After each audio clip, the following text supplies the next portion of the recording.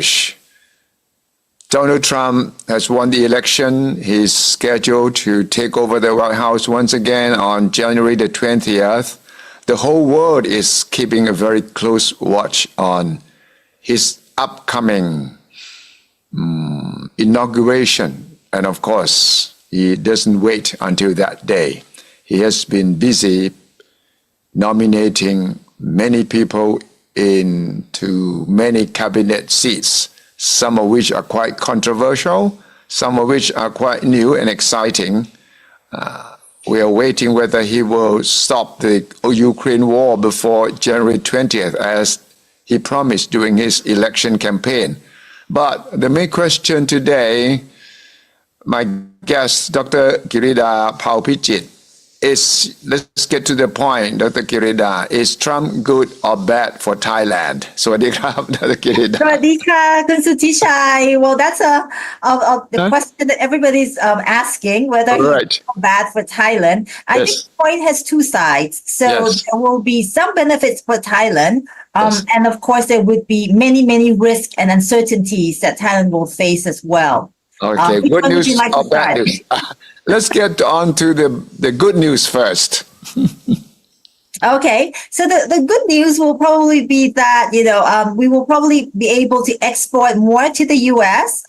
Just because of the fact that Trump will probably raise tariffs on Chinese products by 60%, and he will raise tariffs on Thai products by 10 to 20%, because he has warned that if he becomes president, he will raise tariffs on all other countries, right, that the U.S. imports from by 10 to 20%. So Thailand is one of them. So definitely, we will probably be charged. And again, these are all uncertain because it's all up for negotiations. Right. We might end up be charged less than 10%, and China might be charged less than 60%. But still, the gap between Thai products and Chinese products tariffs that will be taxed by the U.S. will be quite different now, right? In the next Trump term. So we might be able to export more to the U.S. to replace some of the Chinese products, which, by the way, Suthichai, we have seen that before. Since 2018 to 2023, we have seen U.S. shares of imports of Chinese products drop by around 14 percentage points. But the U.S. imports from Thailand has increased by around half percentage points. The U.S. imports from Vietnam has increased by around 1.4 percentage points. From Indonesia has increased. So we have seen that trend that, the U.S. has been importing products from other countries to replace the Chinese products that they're taxing. So we will continue to see that trend. So that's the good news. But it's not only Thailand waiting for that opportunity. Our competitors from ASEAN, Vietnam, Indonesia, and maybe many other countries also is trying to cash in on the fact that the Chinese will export less to the United States. Where is our competitive advantage then? Well, to be honest, I have to say that in the bigger picture, right, in the last 5 years, Vietnam has gained more, shares of imports in the U.S. market relative to Thailand. But of course, again, because Chinese imports to the U.S. is so large that no one country can replace it. So again, we will split the cake, but it depends who will get more or less, of the pie, of the cake. And of course, in the last 5 years, Vietnam has gotten, a bigger share of the pie, but we have gotten some increase as well, but smaller. But going ahead, Mr. Suthichai, this is also what I see is that I think Trump's administration will also look, much deeper into the exports coming from countries other than China. Yes. What he will look at is he will look at the fact that whether those products that are coming from all these other countries are manufactured from Chinese companies or not, right? So Vietnam is one of the countries that will be definitely looked upon, very, very closely, because they have already, seen many products that have been exported from Vietnam to the US, but made from Chinese companies like solar panels. Right. So, right. So again, and Vietnam is actually the number 2 or number 3, country that has the largest trade surplus. Right. Number 2 and number 3, yes. Exactly. The so main the US target. has the largest deficit basically with, I think Mexico's number one and Vietnam's number two. So again, they will be looked very closely. So just to answer your question now, that our comparative advantage now is still that we have not gained so much trade surplus,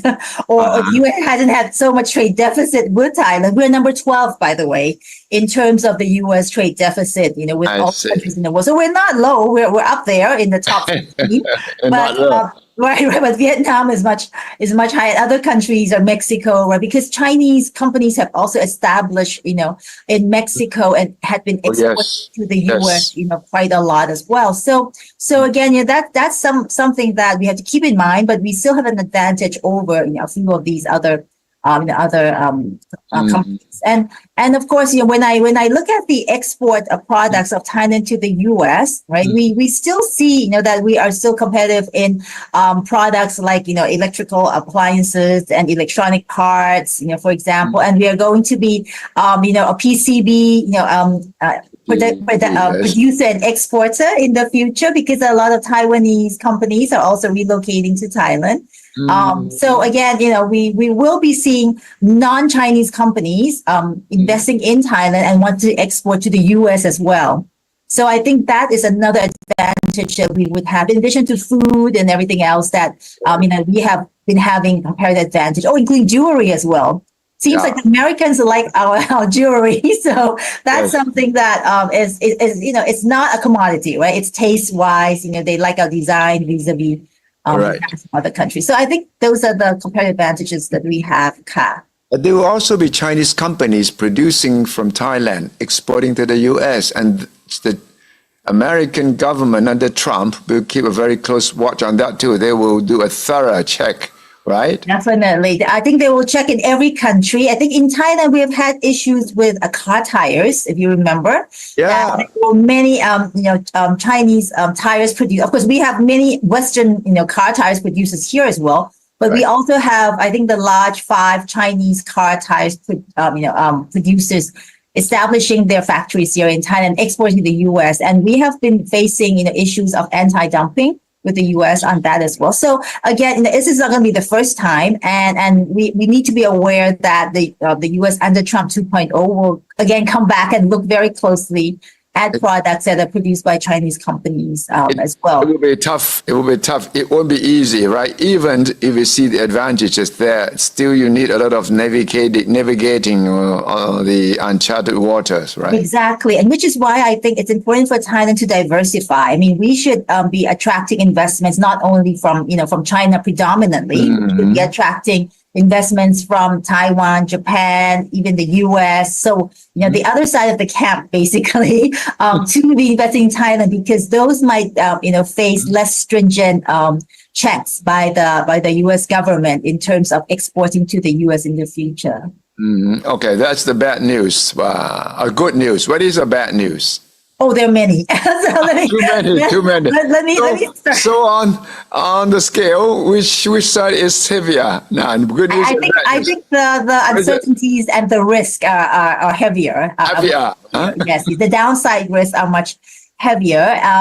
And, having a trade war, right, across the world is definitely not good for any country, because this is not going to be just between the U.S. and China. If Trump raises tariffs of 10 to 20% on every other country in the world, right, that exports to the U.S., then, of course, other countries, even let's say the EU, right, or even Japan or even Taiwan, might retaliate, and that would be a trade war, right, a global trade war. Right. So that is definitely bad for trade around the world. And as you know, Thailand depends a lot on trade, right? 55% of our GDP is export of goods, right? And another 12% is export of services. So, we depend a lot on export and imports as well, by the way, right? Because we don't produce everything in our country. So we depend on that import. So when trade is not smooth or expanding as quickly as before, I think what will happen to us is our exports growth will also be affected as well, right? And on the other hand, of course, I'll talk about imports as well, because there are issues about the prices of commodities that we import might rise or might rise as well. For example, oil, right? Because if there is unrest in or conflict in the Middle East, and this has to do more with the geopolitical conflicts rather than the trade war. But again, if oil prices in the Middle East rise because the tension between Israel and Iran, it will be intensified because Trump will probably continue to support Israel. Then, of course, that would be, a negative effect on Thailand, because when oil prices or natural gas prices rise, our energy prices rise because we import, right, those energy from the Middle East as well. So again, there are many issues around trade that that will be negative for Thailand. But of course, if I make Suthichai continue, that there are also other things other than trade as well that we will be affected, right? For example, on the issue of interest rates. Yes, right? yes. Because we have And exchange rate as well, right? Exactly, because they are correlated. So let me start with the interest rate. We have been anticipating that the U.S. Fed will be reducing its policy rate, right, or they call it the Fed rate, right, by 4 times next year, 0.25% each time. So by the end of next year, interest rates in the U.S. policy rates will fall by another 1%. But now that we see that Trump is coming back as president, we don't think that the Fed will reduce its policy rate by 1% anymore. I think now the markets and analysts are forecasting only 2 times reduction of 0.25% each time. So only 0.5% decline in policy rate. So how does this affect us? First of all, let me say why do they expect a smaller decline in policy rate? Because inflation in the U.S. will likely rise. Right. Yeah. So when inflation rise, the central bank or the Fed will not reduce its policy rate as quickly. And inflation will rise because of the tariffs. Yeah. So when tariffs go up, right, and American prices go up. Prices go up. Exactly, because American companies cannot produce to replace or manufacture goods to replace all these goods that are being taxed immediately. So again, at least for next year, prices of all these imports, right, to the U.S., which again, the U.S. imports about 13% of its GDP. That's the magnitude, that's the size. So again, it's not small, right? It's 13%. The prices of goods will definitely rise, and therefore inflation. Inflation is just a year-on-year change of price levels, right? So inflation will rise, therefore the Fed or the central bank of the U.S. will probably not reduce its policy rate next year as much as we had hoped. And this affects us because usually when the Fed reduces its policy rate in the U.S., other developing countries will follow. So when they increase the policy rate, developing countries will also increase, because we want to keep the gap between our policy rate and the U.S. policy rate, right? Not so far apart. Right? Otherwise, if we are, too low, from the U.S., the money will flow out of our countries, like from Thailand, and the baht will be very weak. Yes. And that would affect the prices of our imports, right? Because if we import oil and the baht is very weak, for example, if the baht becomes 37 or 38 baht, that means we have to pay more in Thai baht for the oil or for the natural gas that we import, right? Compared to if the baht were 32 baht. So again, many developing countries, including Thailand, would like to keep the gap between our rate, interest rate, and the U.S. interest rate constant or not too far apart, right? So in this case, if the U.S. will not reduce its policy rate quickly, Thailand might not reduce our policy rate as much as we hope next year as well, right? We were expecting the Central Bank of Thailand to reduce the policy rate by 0.5% next year. So 2 times next year, 0.25% each time. Right. But if the Fed will not reduce its policy rate or will reduce it, by very few times, then maybe the policy rate in Thailand may not be reduced at all. And that's something that, right, small, medium enterprises, household with debts, they were looking forward to the reduction in the policy rate. That helps them because commercial banks usually follow. If the policy rate from the central bank reduces, then commercial banks would also reduce their policy rate. Their loan rates as well, maybe by less than the policy rate reduction, but commercial banks do follow a bit. So again, that has an impact on Thailand. Now, this is just on on the interest rate, right? So our interest rate might not be as low as we hope next year. If Trump becomes, or if Trump raises tariffs and prices in the U.S. rise, and the Fed doesn't reduce their policy rate as quickly. And now coming to your second point of exchange rate, right? Yeah. So when the U.S. Keeps its policy rate high, right? It doesn't, reduce policy rate as much as we expect.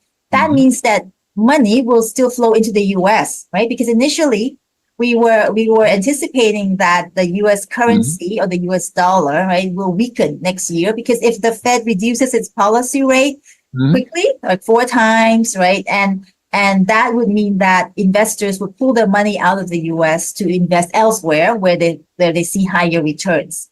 But Right. now, if the U.S. does not reduce its policy rate, or as quickly, that means that the money that will flow out of the U.S. will be less, right? So investors will still keep their money in the U.S. That's or true. partly in the U.S., which means the U.S. dollar will not weaken.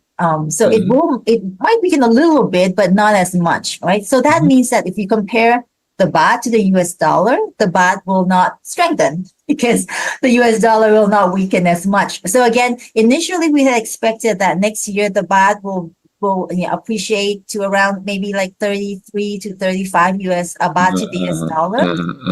But with this, this situation, the moment with Trump coming, and that the policy rate in the US might not fall as quickly, I think the baht will probably be weaker than that. It has to be weaker than 33 to 35 baht.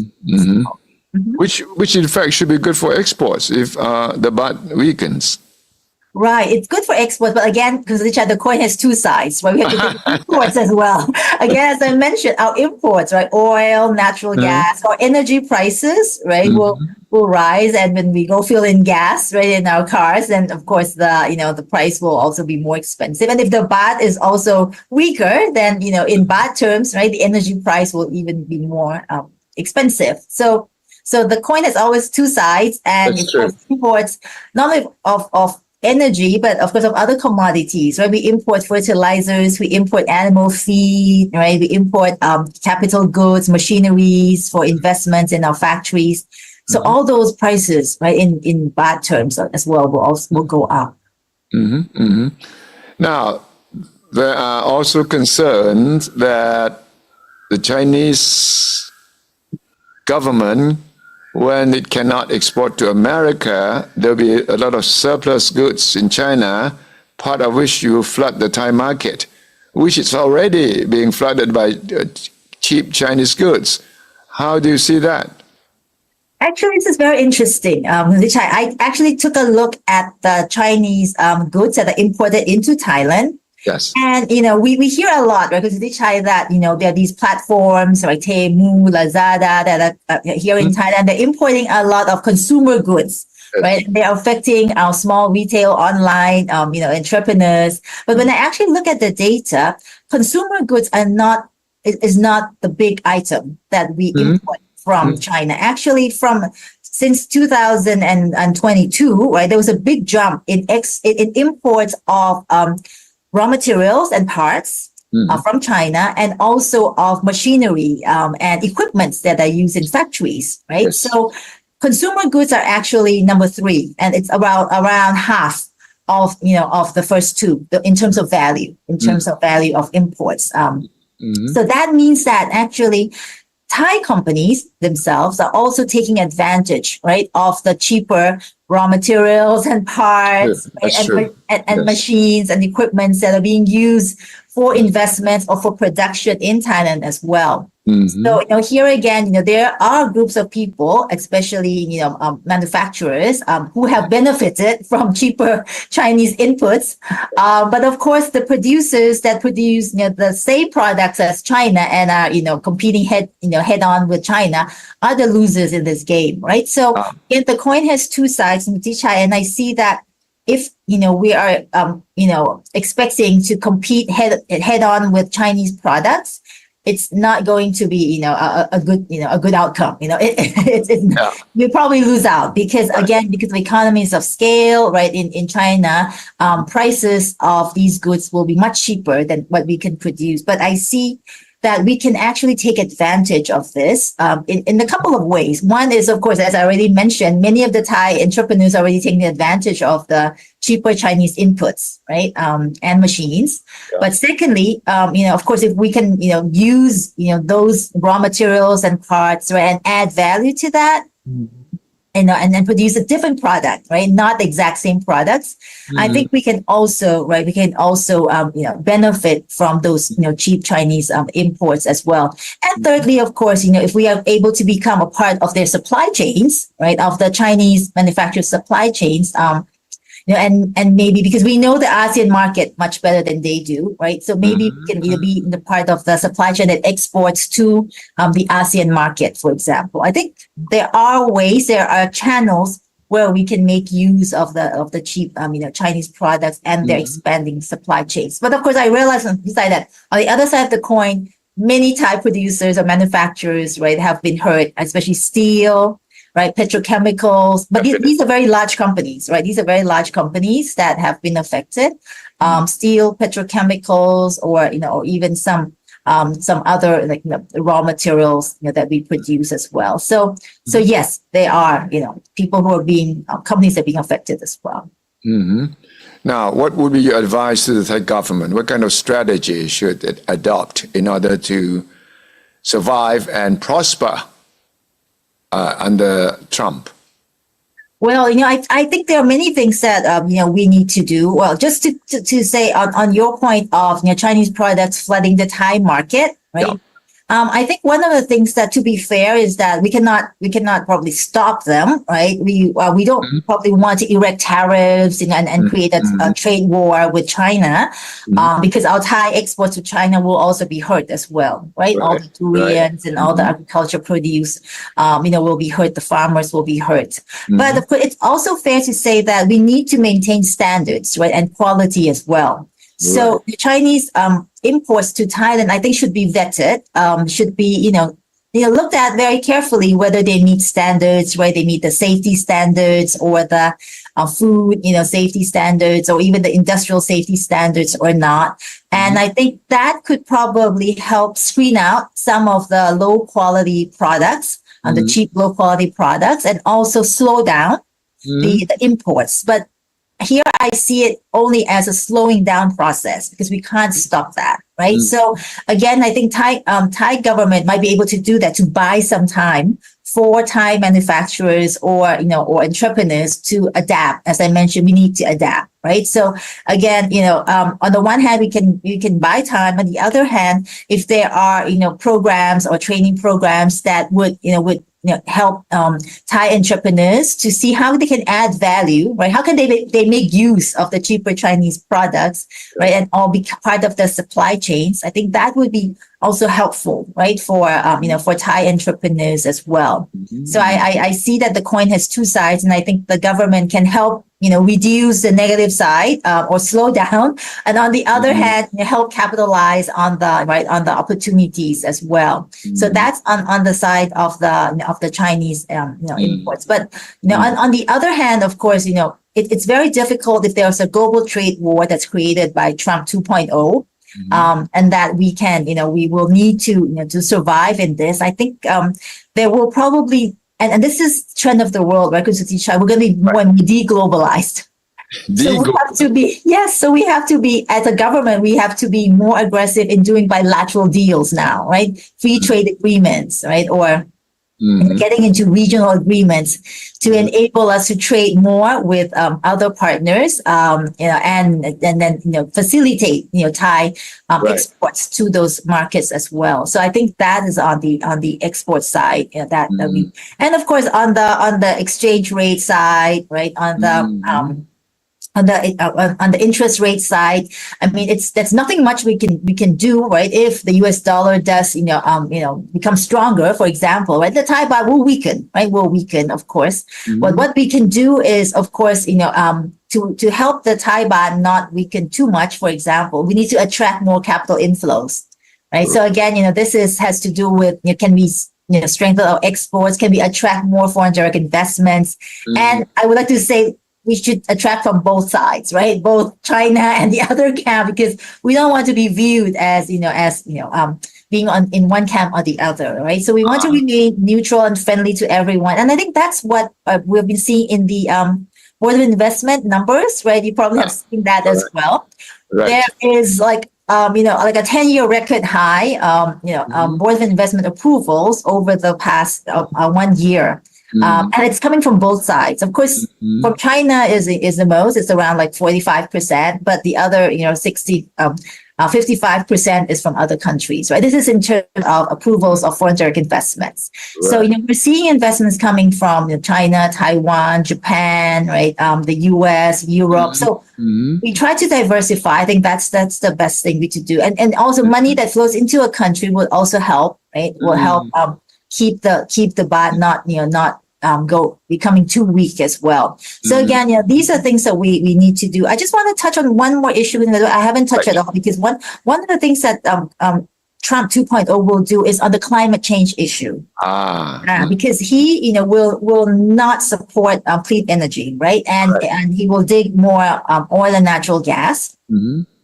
And that will definitely have, again, I did mention this, that maybe some positive implications on Thailand, because it gives us a bit more time. Is that a positive thing? Well, the coin has two sides again in this issue. I mean, the positive side is that we have 4 years to breathe now in the U.S. because we were afraid that the U.S. would erect, like measures like the EU CBAM, right, where they tax, they put tariffs on imports with high, carbon footprint, right?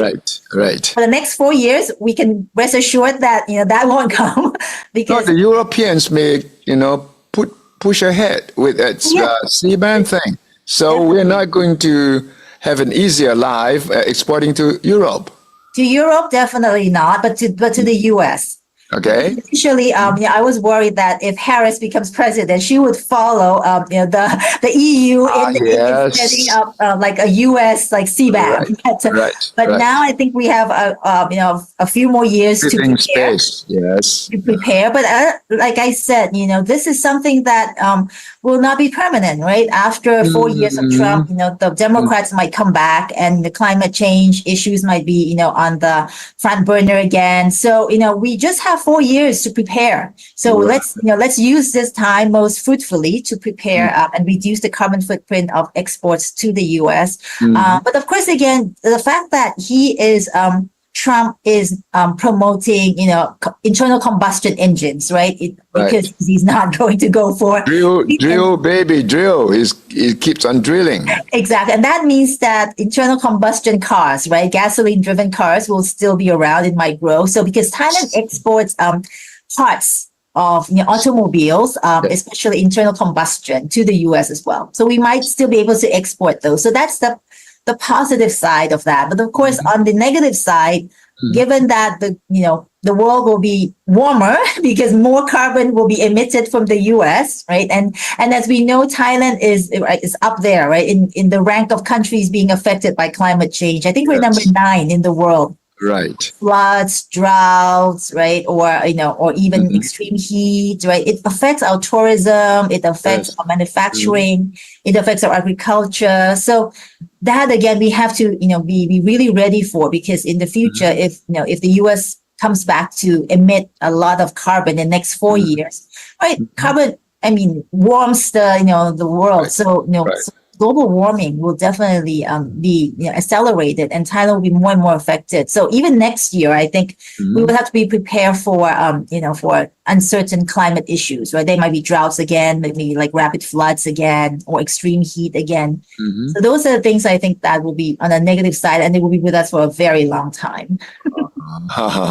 So all in all, despite all the uncertainties, how do you see Thailand's GDP next year with all these factors taken into account? Well, I think Thailand's GDP next year will still grow by around 3%. So, it's not high. It's a recovery from COVID, right? Last year, we grew by 1.9%. This year, maybe another 2.7%. Next year, 3%. So it's a recovery. It's a slow recovery. And given that, Trump is coming, it will be a very, difficult, a difficult time to try to get to 3% growth next year. As I would put it that way. But I think we can strive to get 3%. And one of the other things, Suthichai, that I didn't mention that is positive for Thailand is the inflows of investments coming from overseas, right? That's something that I think will help push out our GDP or our economic value from next year onwards as well. Given the geopolitical tensions, there's so much relocations, right, and realignment of supply chains. So Thailand is actually one of the beneficiaries of that. So I see the drivers of GDP growth next year, being the foreign private investments that will be coming into Thailand, and also on the fact that tourism might recover, and I still see that exports in the short term, maybe to the in Thailand to the US might rise next year. So export growth will still be there next year. So externally it's very challenging, many uncertainties, but in the baseline, I still see that they will contribute to Thailand's growth more than our domestic factors. So you are cautiously optimistic. Cautiously optimistic, exactly. Very cautiously optimistic. I hope there's no wars, no spikes in commodity prices, right? That would definitely derail my my optimism. Or unhappily pessimistic. You don't want to be too pessimistic, but then it is unavoidable that under such uncertain environment, things could go bad and things could go probably right as well. So next year will be a very exciting, taxing, and also tense year. Quite. Very intense, which is why I highlighted all these risks so that, either as a company or as an individual, I think we have to prepare. We have to prepare for that. So, we probably don't want to overspend, right? Or, be, too lavish, because we need to save. I'm talking about the government as well. We need to save, or, we need some cushion as well for the uncertainties that are coming our way, and not, spend too much on things that are not productive. Necessary. Okay. Thank you very much, Dr. Kirida. Very welcome. Hopefully, early next year, we can come back and perhaps be more specific about what will happen, or hopefully will happen. Thank you very much, Dr. Kirida. Thank you, Suthichai. I see you. สวัสดีครับ สวัสดีค่ะ